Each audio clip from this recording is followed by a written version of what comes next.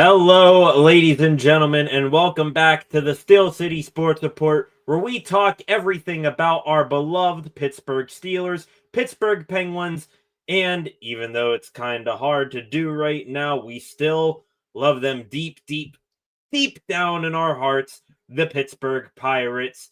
I'm your host, Brady Vini, and welcome back on this fine Tuesday evening. That is exactly what we are going to do here today, talk more about the Pittsburgh Pirates and how much deep in a pit of misery each and every single one of us are watching this team right now. Another loss last night. We'll talk about that. We'll talk about some craziness around the hypothetical Paul Skenes trades that are getting thrown around out there. Paul Skenes isn't getting traded, but we have to talk about them and talk about what the aftermath of what an eventual Paul Skenes trade may bring. Also, we'll talk about the Pittsburgh Steelers a little bit. One of the Pittsburgh Steelers quarterbacks saying that they would like to play with Aaron Rodgers and have Rodgers be a Steeler in the not too distant future, and much more. Before we get started, if you are new here, please subscribe to the channel and turn on notifications so that you never miss when I am live again. Also, feel free to like and share this video and comment in the live comment section. I enjoy very, very much when you find folks are getting your thoughts, opinions, questions in there, and I can interact with you here. Gonna start things off here, like I just said, talking about the Pittsburgh Pirates last night, and they lost once again. They are now on a 7-game losing streak, if I'm correct. They lost last night to the Cincinnati Reds 7-1. Game was tied at 1 after the first inning. As a matter of fact, I think I was streaming last night. I made it through the first half of the first inning when they went down early, and then they got one back, I believe, off the bat of Joey Bart in the bottom of the first. Game went scoreless through the next 4 innings, and then one botched moment by Tommy Pham. More on him on a second. That broke the ice. The Reds got a run in the 6th inning. Nothing in the 7th, but then off of Colin Holderman and David Bednar, the usual suspects over the past calendar year, 5 more runs were scraped across, and that was a 7-1 loss. 7 total runs scored by the Reds. And really, I want to break down what I thought on this game in 3 different sections. And I want to start with what really was the, shifting of the ice right there in that game, and that was Tommy Pham.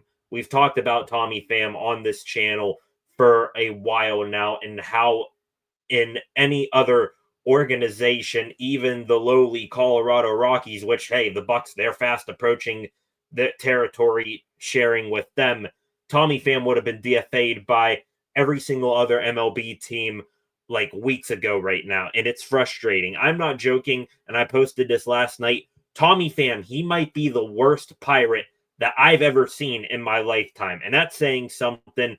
I'm just going off of recency biased examples. You're talking about the Will Craigs of the world, Ben Heller in a pitching sense, also Austin Hedges, he might as well look like Barry frickin' Bonds compared to, Pham with the way he's been. At least Hedges brings defensive capabilities to the table.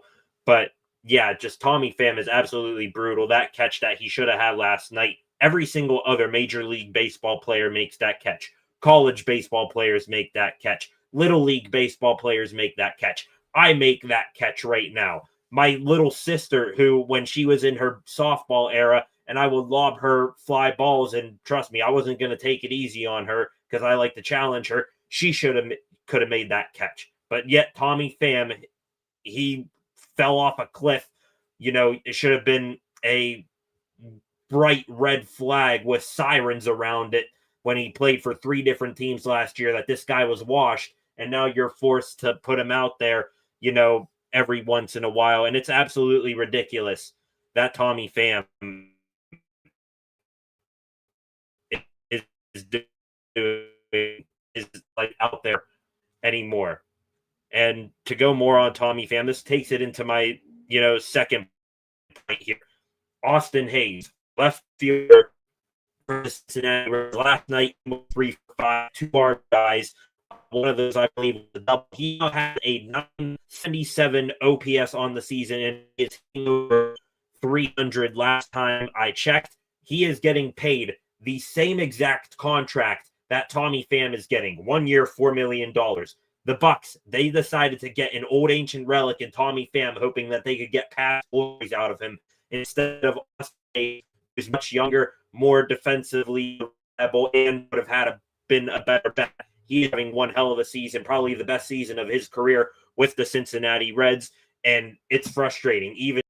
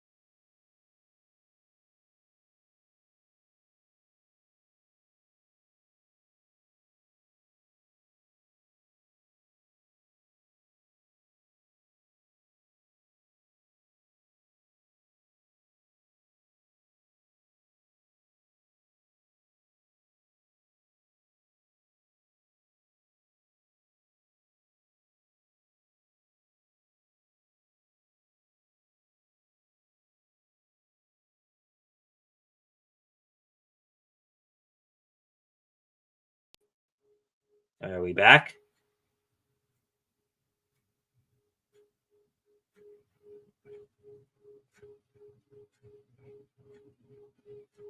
Are we back here?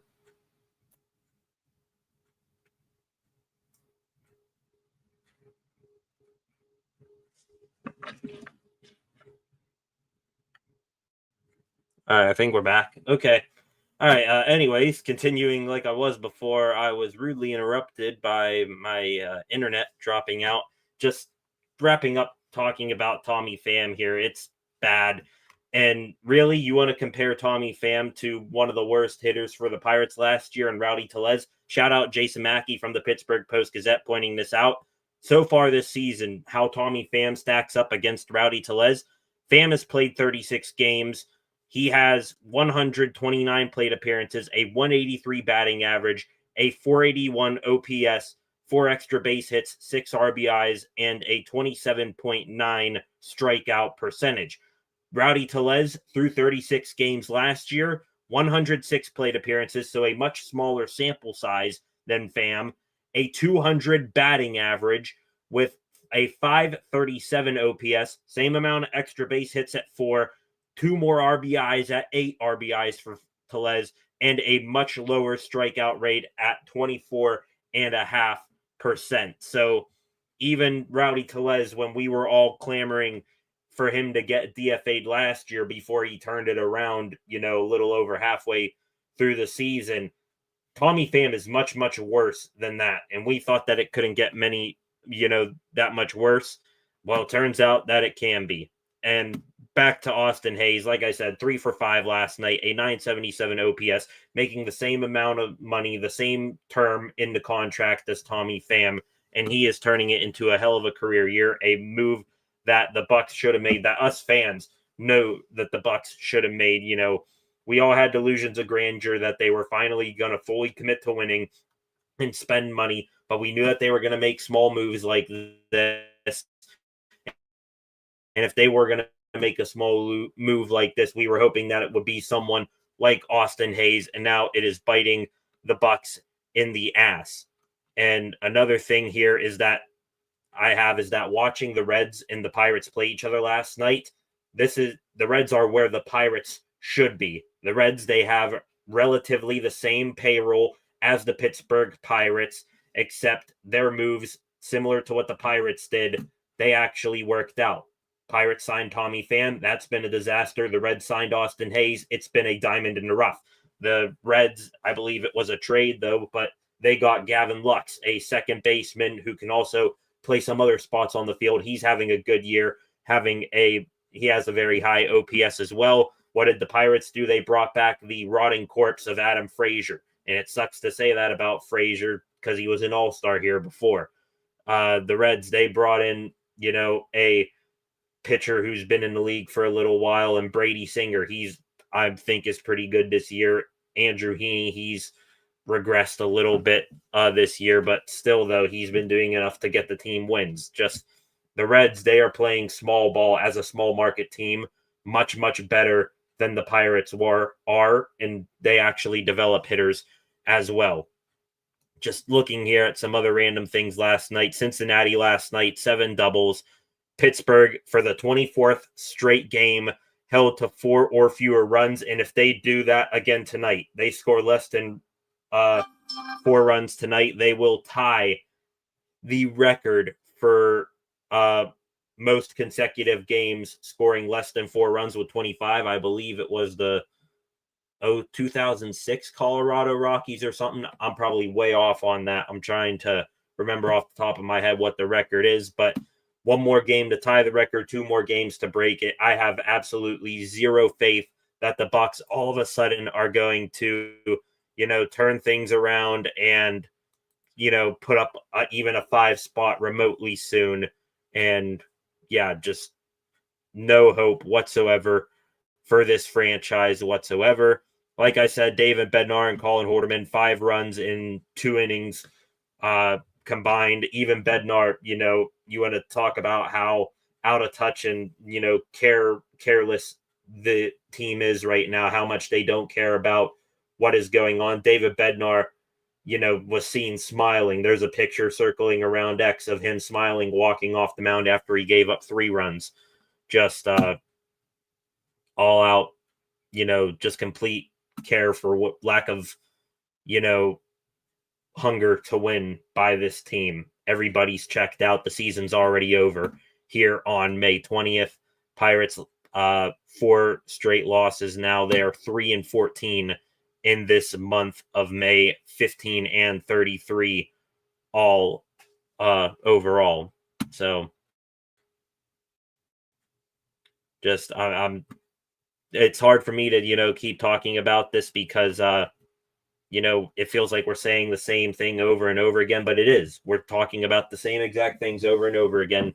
The starting pitching is, decent enough to win. They gave up 1 to 2 runs a game.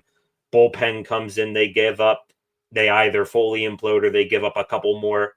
And the bats, just crickets and cobwebs for the bat rack in that Pirates dugout. Also, another thing that the Reds did well that the Pirates didn't. Let's talk about the Reds manager, Terry Francona. Pittsburgh area native. I'm sure he would have loved to come and coach and manage his hometown team. Instead, the Bucs said, "No, we're good." What's that skit that Colin Cowherd did? It's a meme now. It's like, "Hey, LeBron, we got Ben Simmons. We're good." The Pirates, they did that. "Hey, Terry, we got Derek Shelton. We're good." How'd that work out? Derek Shelton isn't even employed by the Pirates anymore, fired after 38 games. Meanwhile, the Reds, they're still are actually above 500 by 1 game, I think, at this point. And Terry Francona, who was a World Series appearing manager, was sitting right there. All you had to do was cut bait with Derek Shelton when you saw that there was no chance of improvement or winning with him. You kept him. You lost out on a chance to get a new voice in there to maybe turn this organization around, and you didn't. So congrats. I hope Tito Francona keeps going here. And just brutal. Terry Francona, by the way, and the Reds this year, 4-0 against the Pirates, 21-6. They are outscoring the Pirates. Just an all-out terrible move by the Bucs not to hire him. Pittsburgh Steelers legendary defensive lineman Brett Kiesel, he was at the game last night, I think, sitting in the suite section. He took a sort of panoramic video of the stadium saying shame on Twitter. I believe the attendance was a little over 10,000, again, kind of par for the course, where the Pirates have been topping out at with audience recently. with fans getting into the seats of PNC Park. So, and another thing here on the starting pitching, shout out Danny D'Amelio, who posted this on Twitter, including last night's performance. Mitch Keller has a 3.17 ERA over his last 8 starts.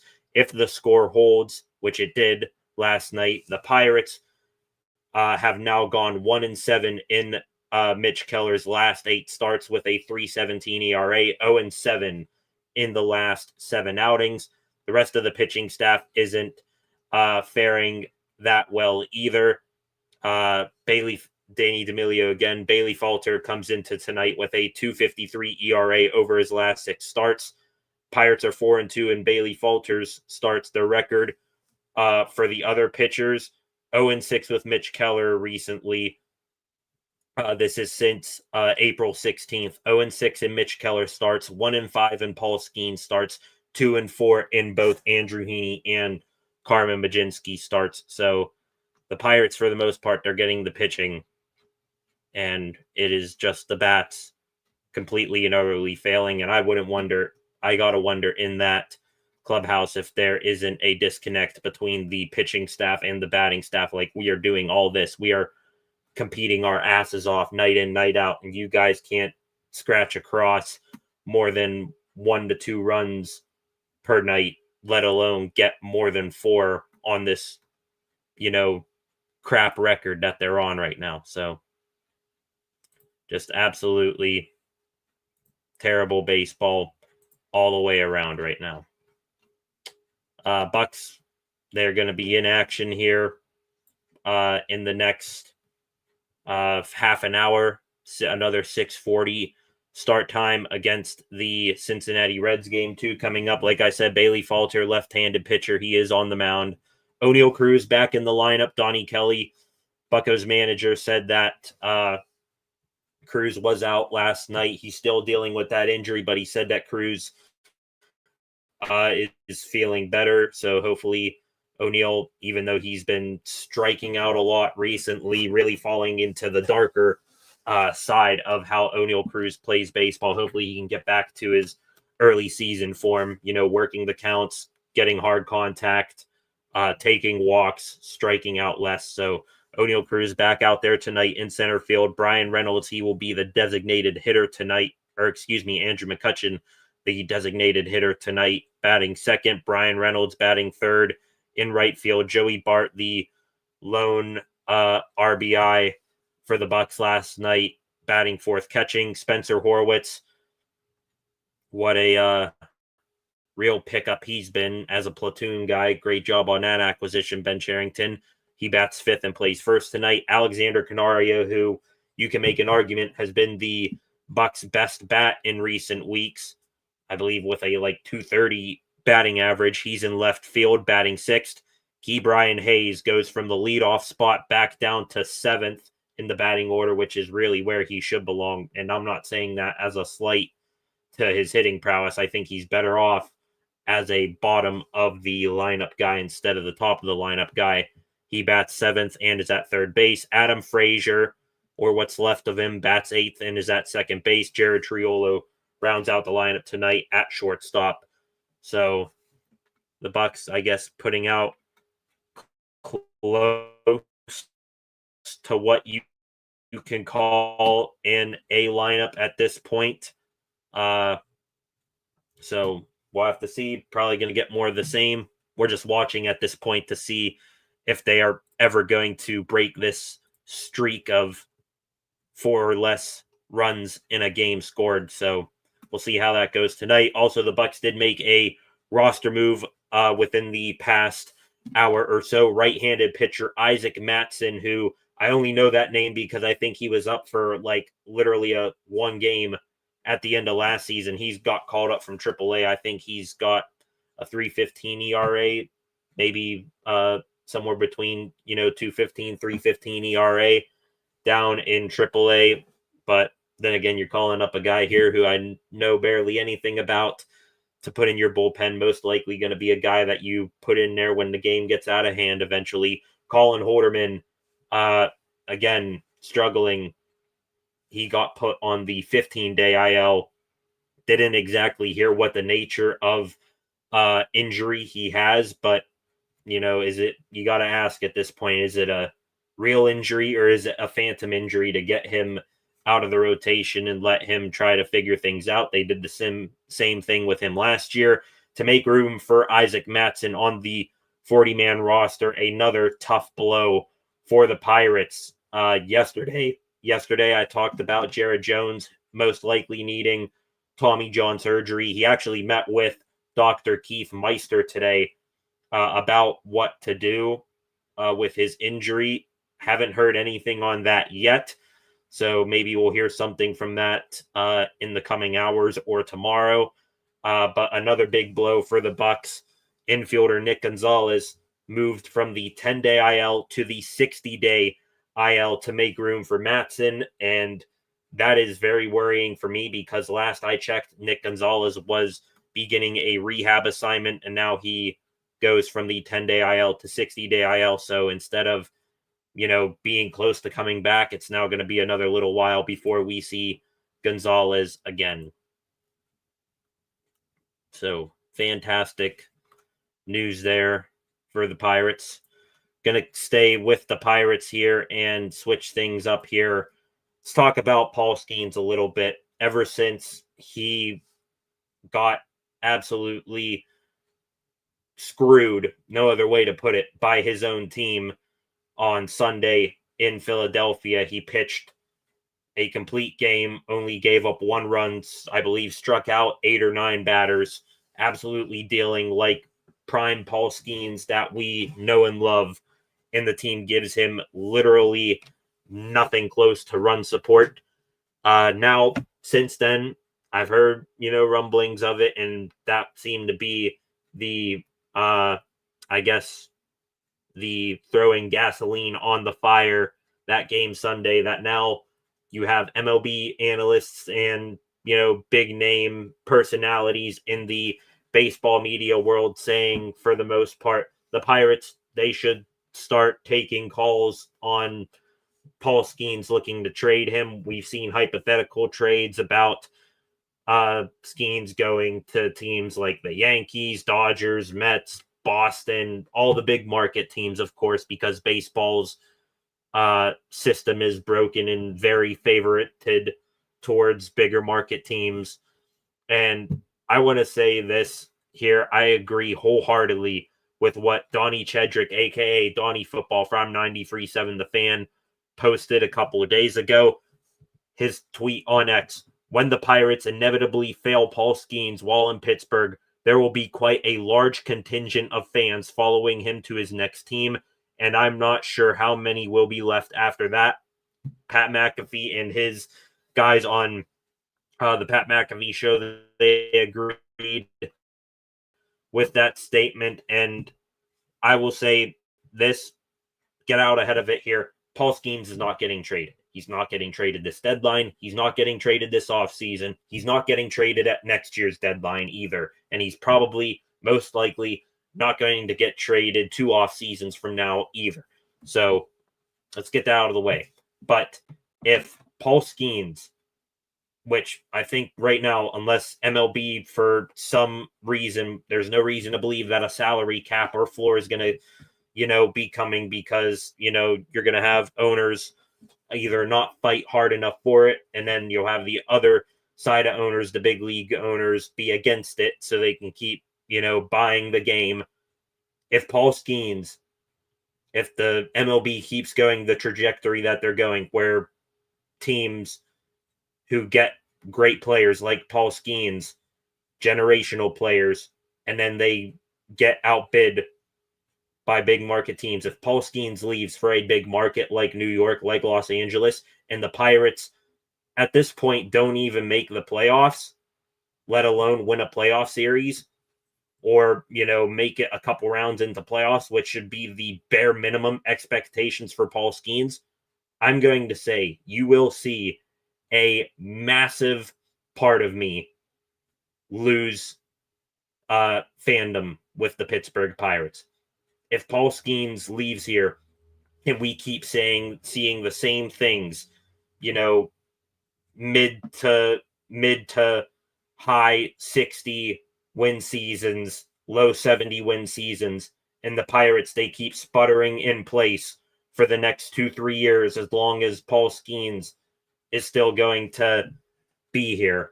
You will see me lose a massive care, fandom, and support for the Pittsburgh Pirates, and it will not change until Bob Nutting, the stench of him, is long and gone, which, again, there's no reason to believe that he's going to sell soon either. So I just wanted to get my 2 cents out on that. I agree wholeheartedly with Donnie Chedrick that when Paul Skenes gets traded out of Pittsburgh, it's not going to be Paul Skenes' fault.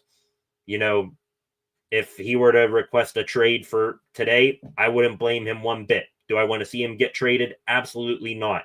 I'd rather see them build around him here, which they seem to be allergic to doing. But, you know, maybe there's some miracle up above where God Almighty himself comes down upon Bob Nutting and Ben Cherington and gets them to spend and build around Paul Skenes.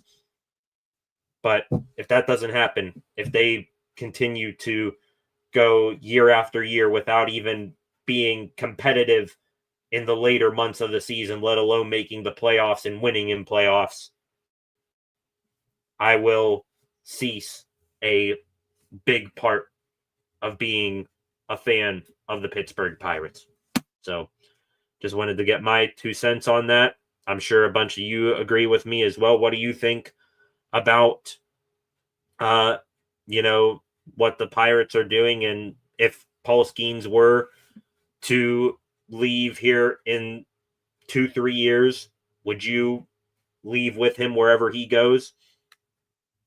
Interested to see what you guys think of that. Get your thoughts in the comments below.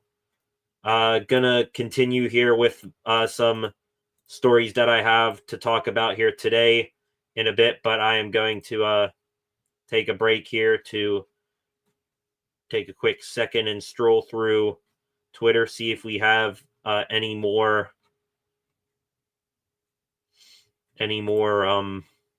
new news stories before I go any further.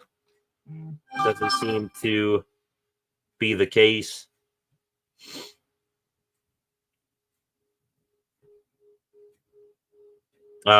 Here's the correct stat, by the way, on the Pirates. So the Pirates right now, they sit at 24 games scoring 4 or fewer runs. Since the expansion era in 1961, shout out Dan Zangrilli from 93.7 The Fan for just recently posting this, to only 2 teams have endured a streak of at least 25 games scoring 4 or fewer runs. The 1969 Angels and the 1971 Brewers. The 69 Angels, they went 26 games. The 71 Brewers went 25 games. And year 2025, Pittsburgh Pirates are currently at 24 games.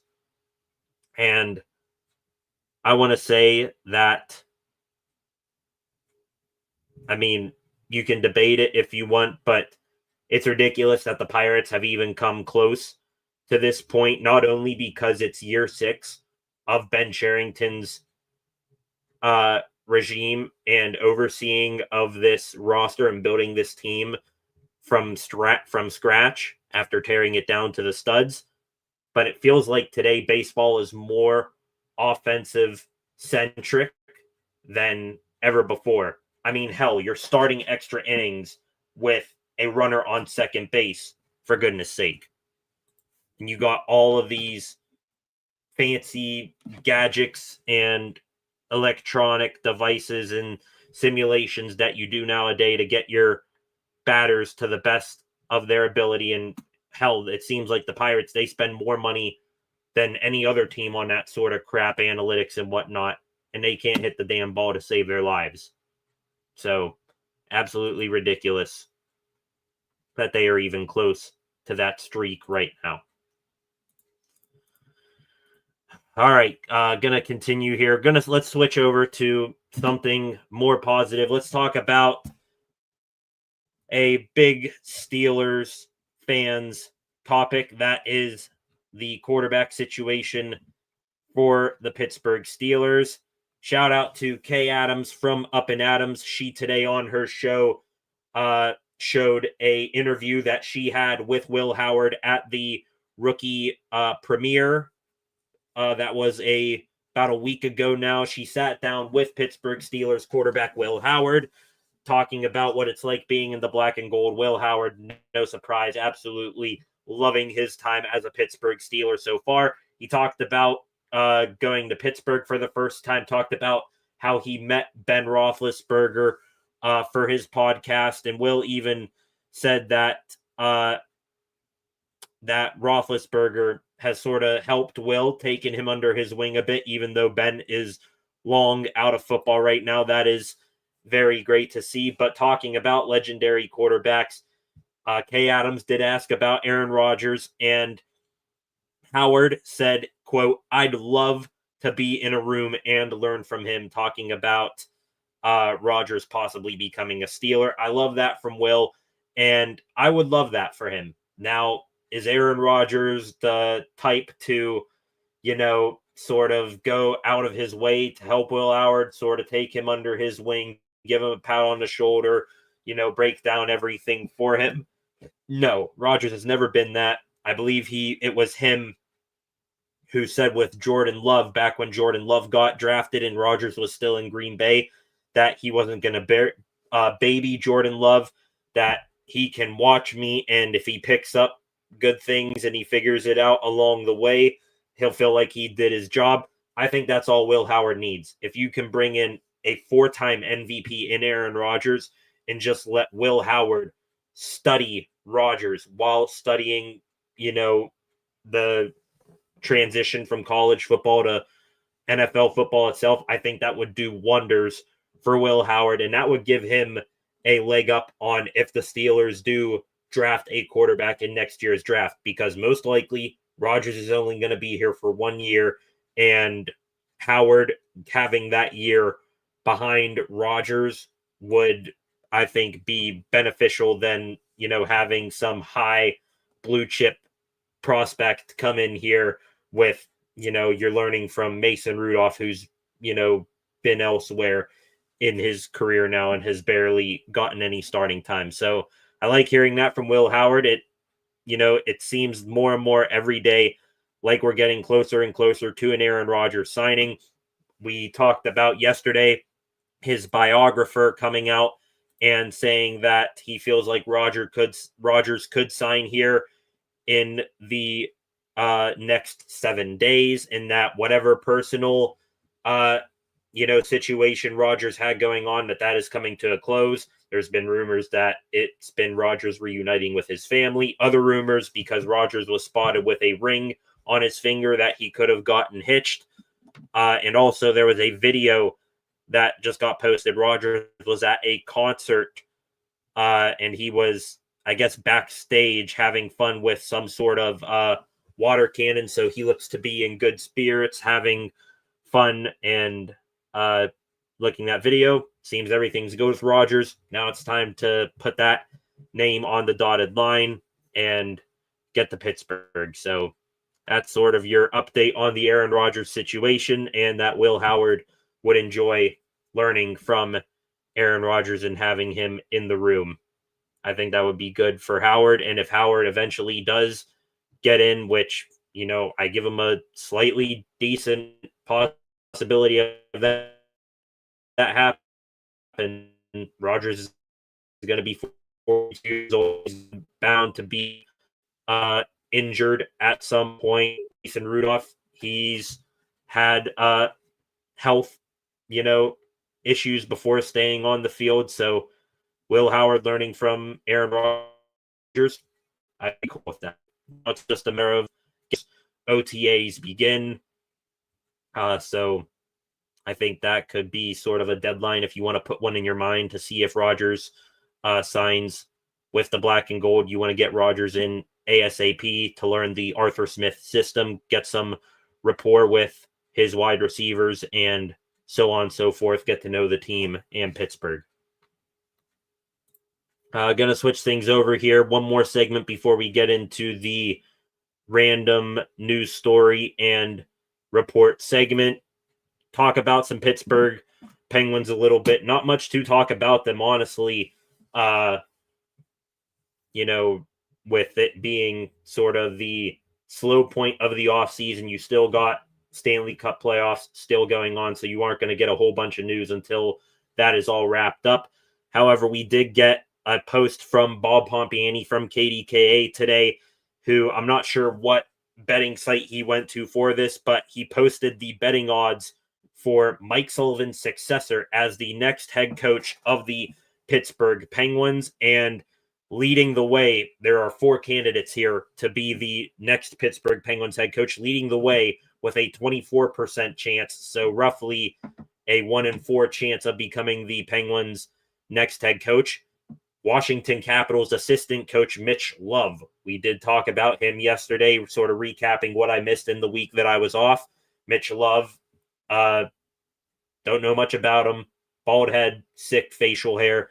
But I'd be cool with it if you were to bring him in as a head coach. You're trying to emulate what the Washington Capitals did and sort of how they rebuilt on the fly and got back into contention. They made the second round of playoffs. They had one of their best seasons in a while. You bring in Mitch Love, a guy who was a part of that success and was an assistant for Spencer Carberry, who was the best up-and-coming NHL coach this past season. I'd be okay with that. Second on this list, former Edmonton Oilers head coach Jay Woodcroft at 20%. Talking about Woodcroft, all I know is that when he got let go of the Oilers, I believe that is when Chris Knobloch came in as the Edmonton Oilers head coach. Edmonton, they made a run to the Stanley Cup Finals last year, and they very well could do that again this year. They play tomorrow night against the Dallas Stars, kicking off the Western Conference Final. So Jay Woodcroft, maybe, you get a guy who has had experience with high-level talent, coaching Connor McDavid and Leon Draisaitl, so he'll have an idea of how to handle guys like Crosby and Malkin and Letang and so on and so forth. Interesting there that he is the number 2 favorite in terms of odds to be the next Penguins head coach.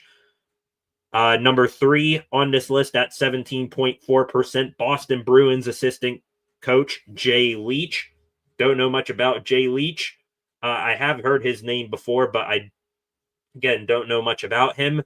After the year Boston had, a little skeptical about hiring someone from Boston right now and really touching anybody from Boston with a 10-foot pole. I mean, hell, they gave their general manager Sweeney a 2-year extension today after he blew up that team, trading away Brad Marchand, Charlie Coyle, Brandon Carlo, all those guys. So gotta wonder, what he would do if he were behind the Penguins bench. And the number 4 guy on this list at 15.4% chance of being the next Penguins head coach. We talked about him before. DJ Smith, assistant coach with the Los Angeles Kings.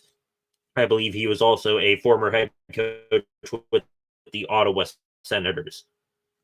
Kings, they made playoffs as well, first round playoff exits to the Edmonton Oilers. Maybe DJ Smith, after losing year after year in the playoffs with the Kings to the Oilers, may want to come east and try his luck out here as the Penguins head coach.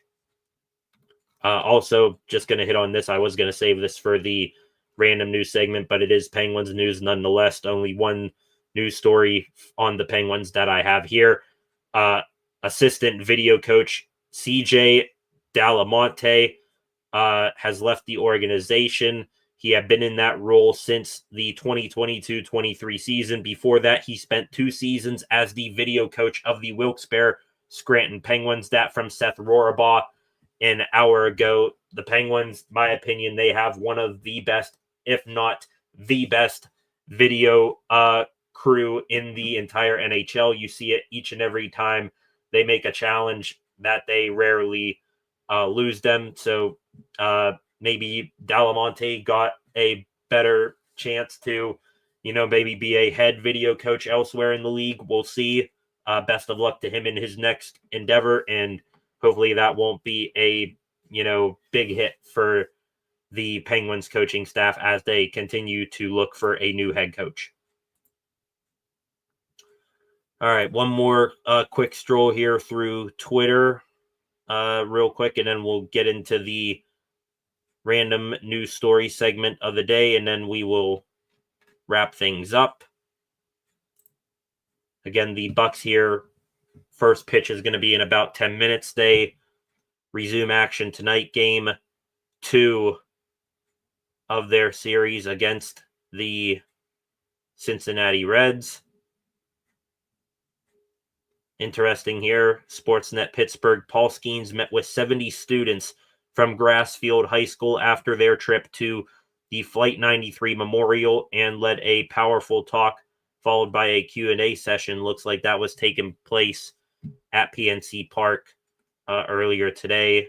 Also got pictures with the students.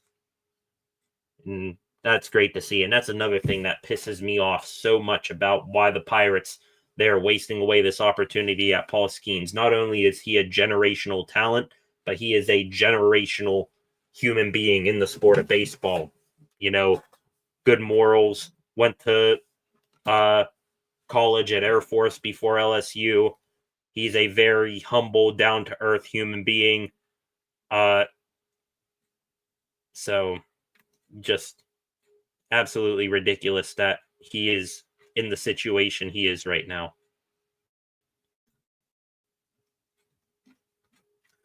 All right, let's begin to wrap things up here. Let me go to my random news story segment of the day. Let's pop that up right here. So back to the football world, going to hit on these really quick. Today, a vote to allow NFL players to participate in flag football for the first time during the 2028 Summer Olympics took place in Los Angeles, California. It was expected to pass, and it did pass today.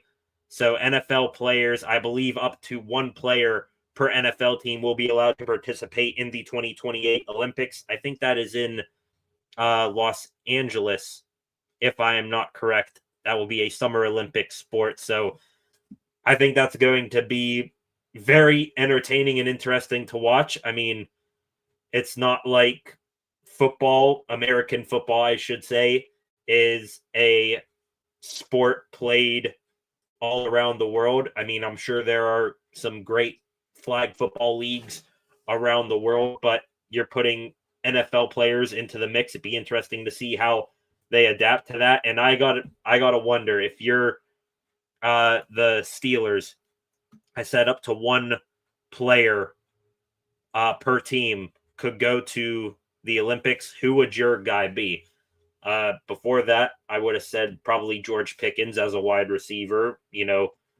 Toss it up, let Pickens go get it over, some smaller players from other countries. But just thinking about it, one guy who I think could be very well in that sort of event, Calvin Austin. New Steeler, Kenneth Gainwell, I think would be good for that. Trying to think what else. You want to go defensive purposes, maybe Minka Fitzpatrick. He'd be all right at something like that. I'm sure TJ Watt, for the athlete he is, could figure out a way to be effective on the field. So just thought that was interesting. Wasn't necessarily Steelers related, but yeah, NFL players now able to play in the Olympics in flag football. Speaking of George Pickens, who I just said who would be my pick if he was still on the Steelers to play flag football. We saw him today for the first time in a Dallas Cowboys uniform, currently wearing number 13, but I saw a post that could be subject to change. GP in Dallas Cowboy blue and white. Still, I'm sure people are on cloud 9 in terms of disappointment that he is gone. Sure, some others are happy that he is gone. Speaking of former Steelers, don't know too much about it, but I feel like I got to talk about it. Ryan Clark, former Steelers safety, he is beefing with Robert Griffin III, former NFL QB. Both guys work in the NFL media world, and I believe they were beefing over RG3 commenting on the Angel Reese Caitlin Clark rivalry in the WNBA. Ryan Clark then said something about RG3 and RG3's wife. I saw he said something about that. Skin color was brought into it, and not saying who's right, who's wrong. Robert Griffin said some stuff. RG3 said some stuff. Ryan Clark said some stuff. Both men are in the wrong here, but just felt like I needed to talk about it. Moving away from the Steelers for a brief second, let's take a moment to laugh at the Cincinnati Bengals. They, after paying Joe Burrow, T. Higgins, and Jamar Chase, they still need to sign Trey Hendrickson, their star defensive lineman, and they also still need to sign their first-round pick, Shamar Stewart from Texas A&M. Defensive end Shamar Stewart, this from Jordan Schultz this afternoon. Phase 2 of the offseason workouts begin today, and due to a disagreement over contract language, Shamar Stewart will remain sidelined, not signing his rookie deal. Just a disaster for the Bengals on defense. You got your top guy upset that you haven't even approached him with a contract offer yet, and now your first round pick on the defensive line, because you got to draft defense if you're going to pay your entire offense, he's not signing either. Interested to see how that plays out. And the last bit of Steelers random news that I had today, I didn't mention this yesterday, but I should have. Don't know why he was there, but absolutely hilarious. Mason Rudolph was in the White House last week, and he looks clean. Suit, tie, goatee. Mason Rudolph, don't let him get in a game this year. I am not gonna, not question that he could break out. Look sick. Not sure. Seems kind of random that he just, pictures of him in the White House someday, but hey, power to him. Looks like he could be on the cabinet of the current president too. Looks so awesome. Switching things over to baseball here. This is the last random news story I have today. This was from KDKA and CBS news here today. A man has been charged in giving alcohol to the 20-year-old Pirate fan who fell from PNC Park and got severely injured a couple of weeks ago. It was a friend of the fan who fell, 22-year-old, being charged with 2 misdemeanors of selling and furnishing alcohol to a minor after he told police he bought drinks for the fan who fell. Just an update on that situation. From last I saw, the fan who did fall from the Clemente wall, he is still progressing well, and we hope that everything comes to a good end for all parties in that very scary situation that happened at PNC Park a couple of weeks ago. One more stroll here through Twitter, and then we will wrap things up for the evening. The Bucs, their game about to begin here in a moment. There's the official NHL jersey numbers account on X posting that George Pickens will wear 13. Again, I did see something that could change, once we get closer to the regular season, but we'll see.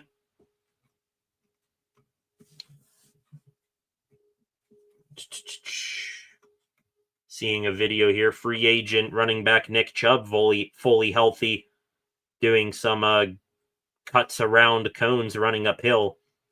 Still don't think the Steelers are going to sign him. They would have signed him if they didn't land Caleb Johnson in the draft.